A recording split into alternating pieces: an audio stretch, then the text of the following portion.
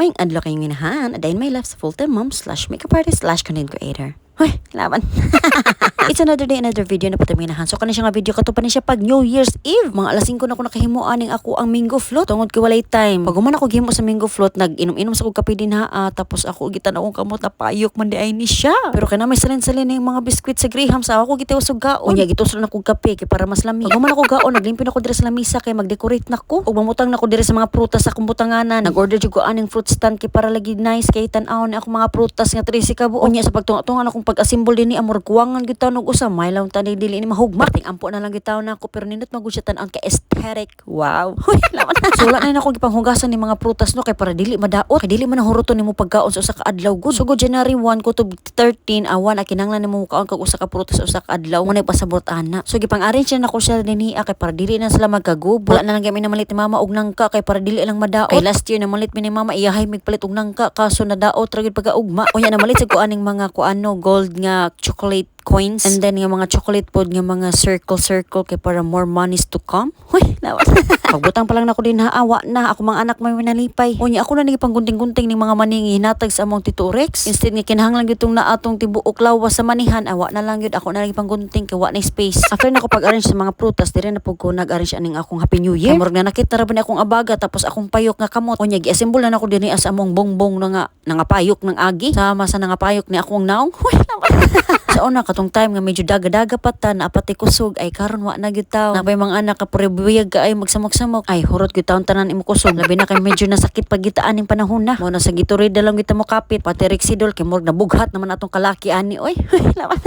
Mahala na basta kay makadecorate ko aning ako ang 2026 mosugat ko aning bagong tuig nga napatay kusog. Nahuman na gyud taon kog decorate no pero nahuman sa kog bali 3 hours. Tungod kay ilugan naman ta sa atong anak aning mga balon ug aning paborot. Mo gyud giingon nga laban gyud inahan. Taman sa imong ginhawa. Kinahanglan man ning kamot ka kay duha na imong anak nga mga bagso ka murag tigre. Pag human akong decorate wala na nakit na gyud taon akong kalawasan pero transform ta dayon. Ita pwede mapalo siyang lotion kinahanglan ta magpa-sexy ani kay bagong tuig na. Itong New Year's resolution ani kinahanglan self-love or love yourself. Dili kay love your neighbors. Huy, lawan. Di na pwede kay masuko si Papa G ha. Dapat self-love gyud kay nating mga anak kay kinahanglan nato suportaan dapat natin kusog idagan dapat taas tag stamina. So maura man tanan ang mga pagkaon no good for 3 persons only kay gagmay man mga tinai. So mo time nga naghuat na lang mi ani nga mag alas 12 kay mag 4 minutes pa before mag-start ang countdown. Daghan pa kay mga ganap nga hitabuan ni no kay gigukod pa ko sa akong mga anak-anak gipamaak pa kong lubot. Wala mo ko makontento sa akong cellphone nagwa ko sa akong tablet ha kay para makita na ko kung saan na gid orasa.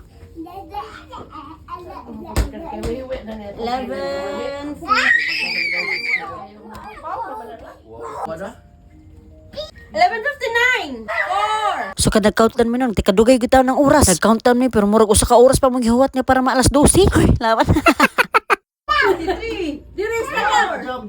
Happy New Year! Happy New Year! Kabantay ba mo nganong sige kog ambak mo na ko sekreto nganong taas kaayo mi. Dire ra nak ma-reveal no. Kada New Year gud mga ambak gitaon mi. Kami tulos akong igsuon mo nang mura mig mga dugit tan-awon. Bitaw ambo to mi kibaon sa katinuod na basa kay mo na amo ang permi buhaton kada New Year. Anay pa mig ambak kasi maabot sa kisami. Hoy dili na joke katinuod gyud na magplumbaay gyud mig ambak sa akong igsuon. Bitaw goodbye 2025. Salamat sa imuhang challenges nga imong gipabuhat kanamo. Ug among i-welcome ang year 2026 with more monies to come. Bitaw the next day nagikuha na nako ang akong bracelet sa akong sugar daddy. Palihid dayon ta og pagawas kwarta para daghan pa ta ma-invest. This year more investment pang atong buhaton. Labi na kay para ni sa mga futures akong mga junakis ug sa among future pohon. So year 2026 be good to us please ta. Maluoy. Ay mo gud mo invest ta good og golds labi na kay magtikadako siya every year. So simba ko og naay mga kinaunsa ay mo na nato madaganan. Wais man muglukat sa among mga golds ako ang sugar daddy mo na nga rin may hapit sa Dunkin. Pagi pang gusla ang mga bagsok. So na bang request mami Dunkin with kanang sprinkles. Ay no choice oy para lang sa mga anak hala palito nato. Di pwede magutman labi na kay mga tupakon. Basta alang-alang sa anak ato yung buhaton no. Kung sa may kasulti dong. Thank you, Daddy. See you on my next part sa akong vlog. Sa mga mga inahan. Salamat sa iyo patanaw yung inahan. Laban! Ciao!